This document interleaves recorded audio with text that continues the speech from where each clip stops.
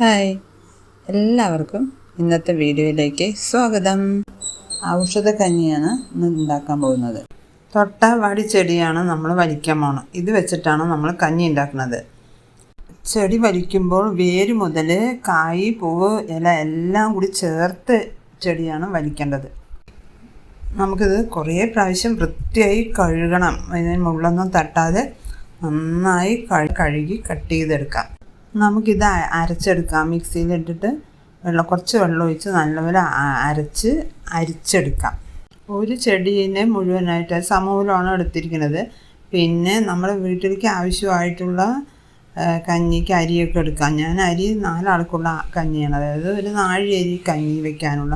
അപ്പം അതിനനുസരിച്ചിട്ട് നമ്മൾ വെള്ളമൊക്കെ നന്നായി അതൊന്ന് പിഴിഞ്ഞെടുക്കണം. പിന്നെ തേങ്ങയുടെ 1-ാം പാലും 2-ാം പാലും നമ്മൾ മാറ്റി വയ്ക്കണം.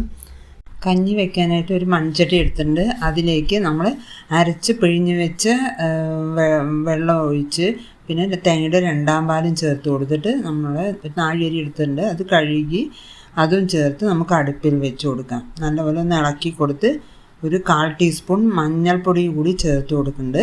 നമ്മുടെ കഞ്ഞി നല്ലപോലെ വെന്ത് കിട്ടിയിട്ടുണ്ട്. ഇനി നമുക്ക് മാറ്റി വെച്ച 1-ാം പാൽ ഒഴിച്ചു കൊടുക്കാം. ഒരു തിള വന്നതിന് ശേഷം നമുക്ക് ഇറക്കി വെക്കാം. ഇനി ഒരു പാൻ അടുപ്പിൽ വെച്ച് നെയ്യ് ഒഴിച്ച് കൊടുത്ത് ചെറിയ ഉള്ളി ചെറുതായി അരിഞ്ഞത് ഒരു പിടി ഇട്ടിട്ടൊന്ന് നന്നായി റോസ്റ്റ് ചെയ്തിട്ട് ആ നെയ്യോടുകൂടി നമ്മുടെ കഞ്ഞിയിൽ ഒഴിച്ചു കൊടുക്കുക. നല്ലൊരു മണവും പിന്നെ ആവശ്യത്തിന് ഉപ്പും കുറച്ചിട്ട് കൊടുക്കണം കേട്ടോ. കഞ്ഞിയിൽ പ്ലാവിലെ കരണ്ടിയൊക്കെ നമ്മൾ ഉണ്ടാക്കിയിരിക്കുന്നത്. ഇത് പ്ലാവിലെ കരണ്ടി കൊണ്ട് കഞ്ഞി നമുക്ക് കോരി കുടിക്കാം. നല്ല ടേസ്റ്റ് ആയിട്ടുള്ളൊരു കഞ്ഞിയാണ്. ടേസ്റ്റ് പോലെ തന്നെ ഒരുപാട് ഗുണങ്ങളുള്ള കഞ്ഞിയാണ്. വീഡിയോ ഇഷ്ടമായാൽ ഒന്ന് ലൈക്ക് ചെയ്യണം, ഒന്ന് സബ്സ്ക്രൈബ് ചെയ്യണം. അഭിപ്രായങ്ങളൊന്ന് കമൻറ്റിൽ എഴുതണേ. എന്തെങ്കിലും കപ്പൻ്റെ ഇല വെച്ച് ഇങ്ങനെ ഒരു മാല ഉണ്ടാക്കി കളിച്ചവരുണ്ടെങ്കിൽ ഒന്ന് പറയണം കേട്ടോ. Thank you for watching.